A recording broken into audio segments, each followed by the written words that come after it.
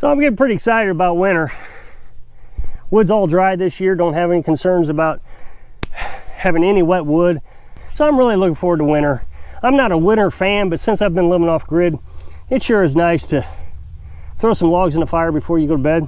But as you know, I've made a lot of videos here in the last few days that have explained that it really does seem like the governments of the country, the United States, is trying to ban off-grid living. Of course, you talk to Canadians and it's basically they've already banned it. From some of the comments that I've received, I haven't researched any of this, you can't even buy wood stoves anymore. It's pretty much illegal. I don't know how true that is. Like I said, it's in the comment section, but I've heard it more than once. I'm sure it's getting harder and harder to find places that allow you to do this. I mean, Missouri and Tennessee may be the last areas that you can do it. You know, people say Texas, but Texas is getting more restrictive all the time. Florida, you can't do it in Florida. Mississippi, I looked into Mississippi before we moved here, and they had a hurricane years ago, and they basically had to do what the government told them to do. They took a bailout from the government, and so they had to make all their code restrictions to the federal government's requirements. So you can't build tiny houses and different things. Of course, when you say that to somebody that lives in Mississippi, oh, they don't enforce those rules. But if you want to do it legally and you want to be sure that you can do something, you look for a place before you buy it that you can do it on. So in Missouri, we found this place, and the restrictions, I mean, I downloaded the code book, and of course it's very thick for when you're in town. But when you come out to the county, it really isn't that bad at all. But I talked about the well the other day and how California is making it where you have to buy the water that you pump out of your own well. And a lot of people said, oh, that's a bunch of bull. I'm just fear mongering. So I Googled it again. And sure enough, Gavin Newsom, I guess the governor, is making everybody, I guess it's starting January, if you have a private well, you have to buy a water meter and hook it up to your well. And then you are required to come out and read the meter. They won't even come out and read it for you. You have to read it. Then you have to pay the amount that's required. So, I mean, how great is that? You get to charge people and provide no service because the customer has to buy the electricity, has to dig the well, has to put the well pump in, and then has to pay for the water coming out of the ground. Well, when I said that, I had several people in the comment section, well, they do it in Florida too. I don't know that. My dad will call me this weekend. I'm going to ask him if his area does it. I mean, the thing about his well, when we were down there, it says if you have well issues, call this number. And I thought that's weird because all the wells up and down the street that he lives on all had the same sign on it. Call this number if you have well troubles. Well, fortunately, while I was down there, or unfortunately, however you want to think of it, they did have well troubles when I was down there. My dad did.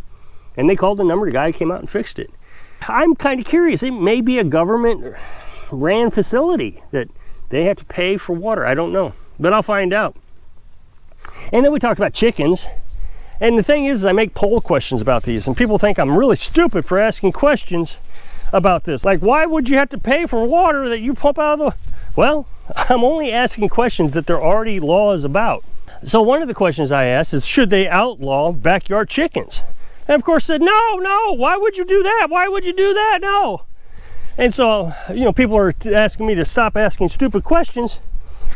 But backyard chickens are actually banned in a lot of municipalities. They don't want you raising chickens. And of course, in the comment section, people say, well, I guess it's okay as long as you don't have a rooster. Well, I understand the noisy rooster. But then you ask questions like, what about quail? Quail won't make any noise. No, they stink. And you know, you get, and so when people tell me to stop asking stupid questions, what you don't realize is half the country who doesn't watch my channel don't want these things. They don't want you living off grid. They don't want you burning firewood. They don't want you having your own well. They want you hooked up to society. There are two types of people in this world: social people and independent people. When I talk about independence, I talked about this in yesterday's video. I am not going to gather a community of people in an SHTF situation, because that community can be just as dangerous as the horde of people that the community is supposed to protect me from, if not more dangerous. because the community knows all my secrets. They know my booby traps. They know what I'm protecting. They know how to get around my booby traps. They know how to get to my stack, my firewood, my food, my chickens. A community, in my opinion, is just as bad. Besides that, we already live in a community. And most of my audience would agree, oh, society has just broken down, it's terrible, we got to start over. Well, why would we think that starting over is going to create a better community? We're still going to have people that are going to break away and say, no, we got to regulate things. And I've talked about wood stoves a lot. The EPA is seriously trying to restrict wood stove use. I already said in Canada, but in 2010s, the EPA came out and started regulating wood stoves. Had to be so many parts per million of whatever it is they were trying to control that could come out of your chimney. Well, it shut a lot of wood stove companies down. And now I think every year they have to reduce the requirements. It's like emissions on a car. Every year they got to get more and more gas mileage out of it and less and less emissions out of the vehicle. Every year. Well, same thing with wood stoves. Well, at some point when they say 0 ppm coming out of your chimney, they're going to say, well, I can't do that. I mean, something comes out of the wood stove. It has to. Fumes, gases, CO2, who knows? But they're not going to want it. I've already talked to you about certain states. I think it's Oregon, Washington, and California, maybe New York. Already says you can't have gas stoves, like the stoves you cook on, in new homes, new construction homes. They banned them. You can't have them. They have to be electric. Now, my audience will say, well, what do they expect us to do? Freeze to death? And the answer is yes. You have to understand where these people are coming from. They want to downsize the planet. They want to downsize it to 500 million people.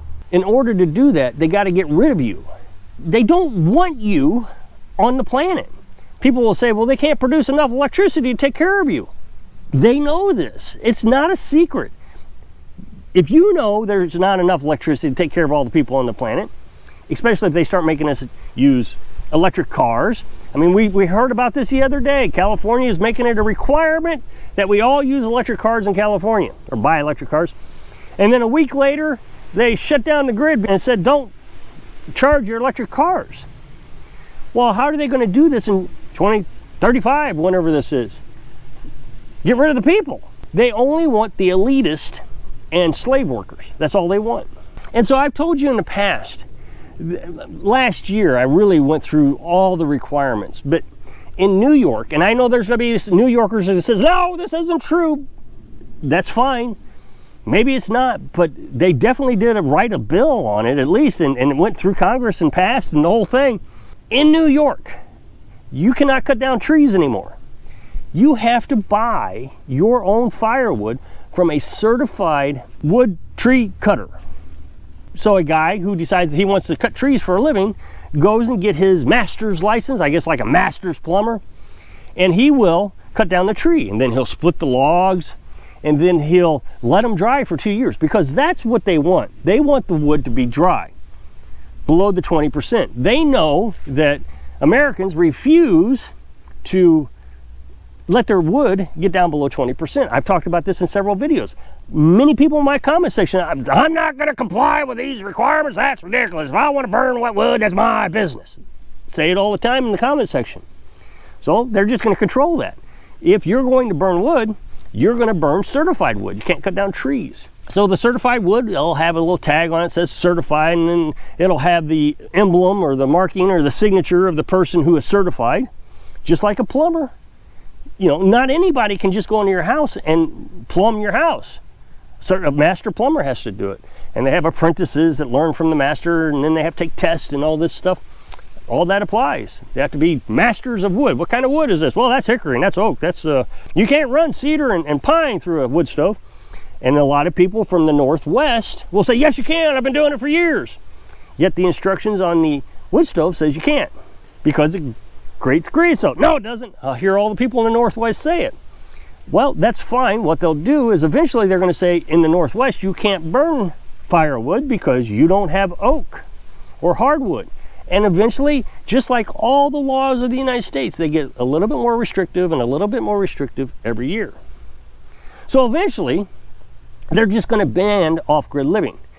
Now, there are a lot of people in my audience who are saying, well, the reason they're doing this is they all want us to move into the city. Yeah, I mean, I've heard that. I've also heard people say, you'll own nothing and like it or love it. Whatever that guy said. I can't use his name because they always restrict my videos when I say it, or the organization it came from, but the, you know, the economic guys, the elitist. And if you put it in the comment section, you can guarantee YouTube, so you don't have to tell me who it is, YouTube will just delete your comment. Over time, more and more states and municipalities will start banning firewood tree cutting, and they'll require that certified experts come in, cut the firewood, let it dry, and you can buy their firewood. Now that firewood's gonna be really expensive because it's certified. So right now, I could probably get $300 a cord, $400 a cord for my oak here. But if I had to buy it from a guy, it could be $1,000. Now, the question is, how do we avoid it? And I really don't have an answer for you. I say, stay off the radar. Now, when I say that, well, you're on YouTube. Don't be stupid. You're right on the radar. I am on the radar. I get it. But you want to get off the radar as much as possible. And I say, get off grid. Raise your own chickens. But here's the key. Don't associate with everybody. That is the biggest problem. I mean, we've heard about this. Neighbors turning in neighbors. I mean, that's how they did it way back in Russia, you know, back in the old days. We hear China does the same thing. Well, the same thing's happening here. We're already seeing that neighbors are turning in neighbors right here in our own country for different things. Just recently, there was a lady who had an FBI agent show up to her house. She was in bed. The daughter goes and wakes her up. I think it was actually a few FBI agents. The FBI agent says, yeah, we're here to investigate if you were at the Washington, D.C. protest, you know, one that has been in the news constantly. She said, no, I wasn't there. Well, your neighbor says you were. So the neighbor was mad at her, is what it was. The neighbor was mad at her and called the FBI and said she went to this protest. Well, she said, I didn't go. They said, well, you need to prove this. Now, in a society where you're innocent until proven guilty, the FBI just said you are guilty until we find that you are innocent. So she had to get her phone to show that she was in the area, I guess through GPS or something, I don't know, to show that she was at home or in her hometown area during the time of this protest. So we're already seeing neighbors turning in neighbors. So if your neighbors know a lot about you or get mad at you, there's a likelihood they're going to call you in and say, hey, this guy's got firewood, or this guy's got a well, and he's not got a well meter on it. So what I try to do is just stay away from the neighbors. A lot of these preppers keep saying you have to have people around you during the SHTF. Well, there's a perfect example of why you don't want people around you, because they will stab you in the back the first chance they get. So if you'll click this up next box, that'll take you to the other video where I talked about the well and how they banned it in California. So if I can inspire you to become independent so you can live your dreams. Thanks for watching.